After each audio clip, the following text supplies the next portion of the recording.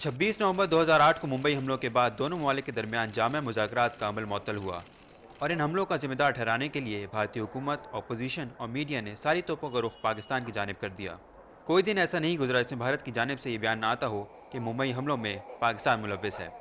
دوسری جانب پاکستان نے ہر بار یہی موقع اختیار کیا کہ پاکستان ان حملوں میں ملوث نہیں، بلکہ پاکستان تو خود دہشت گردی کا شکار ہے۔ ممبئی حملوں میں ملوث ملزم اجمل قصاب کی گرفتاری کے بعد بھارت کا رویہ اور جارحانہ ہو گیا اور اس نے پاکستان کو عالمی سطح پر تنہا کرنے کی کوششیں کیں، لیکن عالمی برادری نے زور دیا کہ پاکستان اور بھارت جامع مذاکرات کا عمل بحال کریں۔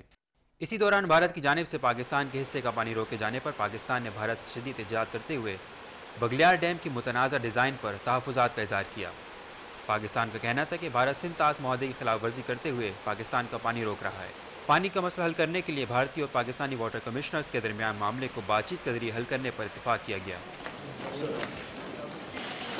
بھوٹان میں سارک کانفرنس کے موقع پر پاک بھارت وزرائے اعظم کی ملاقات میں دو طرفہ مذاکرات دوبارہ شروع کرنے پر اتفاق کیا گیا ہے۔